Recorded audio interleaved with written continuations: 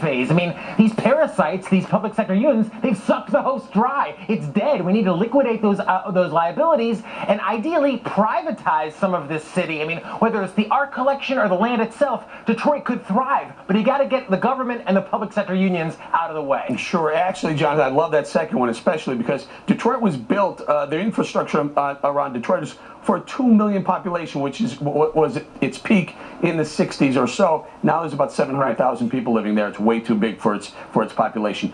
Michelle Fields, do you have any solutions for bankrupt cities across the country, Detroit specifically?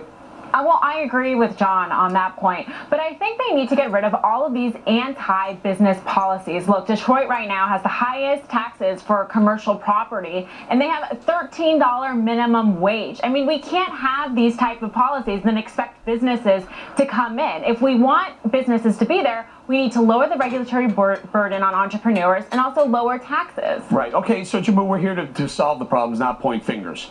You're bringing in, let me guess, the liberal point of view. What should Detroit do to bail himself out? So I'll stay away from the pointing of fingers from Jonathan and Michelle and calling these workers parasites who worked and saved. Let's call you Mayor? Mayor Bolling? No, I don't want to be mayor. We're all the city council. We're all the city council. We're all equal here. But here's the point. They're making positive recommendations. Yes, I've got a very positive one. Let's do it. We go to the federal government and we say 11 million undocumented immigrants in this country who are aspiring citizens. Let's give them a program that fast tracks their citizenship if they move into Detroit.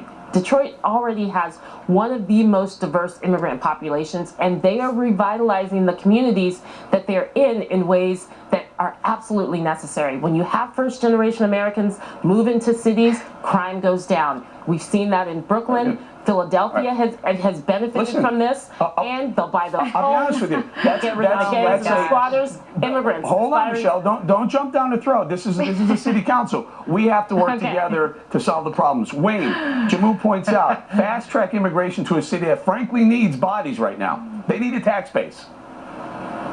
Eric, that's not going to do it. Look, Detroit is a microcosm of what could happen to the entire United States. The fundamental part of this is that they have destroyed the inner city.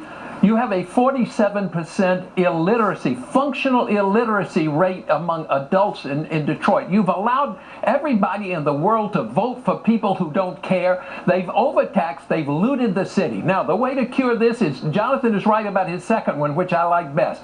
Privatize everything. Privatize, take that art collection, which is $3 billion, $3 billion, big number. Right. Then privatize the fire department, privatize the police department, privatize everything, make them responsible, cut the budget down to what it can do, and then go forward. Go ahead, John. Yeah, and I'll even actually take it one step further, Wade. I mean, privatize the land, privatize Detroit. I mean, Eric, you pointed out, this is a city that only has 700,000 people in it now. You've got hundreds and hundreds of uninhabited acreage. Sell that to the villages. Sell that to the people who put up Celebration Florida. And let a private enterprise handle the infrastructure, the police, the fire, all those elements. Make it a low-tax, low-regulation zone. I'm telling you, it will thrive. Maybe, guys, maybe not necessarily privatize the full fire department and the full police department, all the public safety issues, maybe just a portion of it. Maybe sell some of the land. I think it's 140 square acres of land that some of it could actually be, sold off to private equity firms. Michelle Fields, let's talk about this for a second. Dallas versus Detroit. Dallas has about the same budget that Detroit has, and Dallas has 1.225 million residents, where Detroit only has 700,000. Are we talking overtaxing the people of Detroit? Exactly. The problem isn't that there aren't enough people, that there aren't enough bodies, which is what Jehmu is saying. There's a reason why there aren't bodies there. It's because Detroit has the highest taxes in anywhere in Michigan. I mean, they pay so much money. That is driving people out. Why are you going to stay in Detroit when you can go to neighboring areas and pay less taxes? The problem is not enough people. That's the symptom of the problem. Jehmu? Well, one of the biggest issues is the corporate tax welfare that has helped to bankrupt the city. So you've got now retirees who worked and saved, and they're about to lose that $19,000 a year pension that is theirs. They're about to have that stolen from them. Yet at the same time, We're going to build a $233 million stadium. Solutions. We've got to get rid of the corporate tax welfare system. So as increase well. that. So you're voting for. Hold on, guys. You're talking about increasing corporate taxes. I think that there has to be a balance, and Detroit has not had that balance when it comes to providing welfare for the largest corporations. President Obama, in that opening clip, he said, we're not going to let Detroit go bankrupt. It wasn't the city. It was actually just the companies. John, that was all the federal bailout. Hang in there, my man. I got to get to Wayne. I want to ask Wayne. Wayne, Jehmu says raise corporate taxes. Has that ever worked anywhere? No, it hasn't, and it's idiotic, and that's part of the problem right now. They've driven all of the private enterprise out of Detroit, so they've driven out the jobs.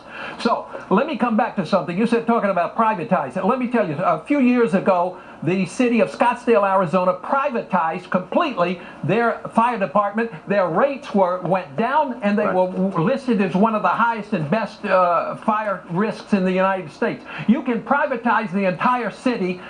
Jonathan is right in that respect. I don't care what you do. Make it all private. That's the best thing to do, and that'll stop this.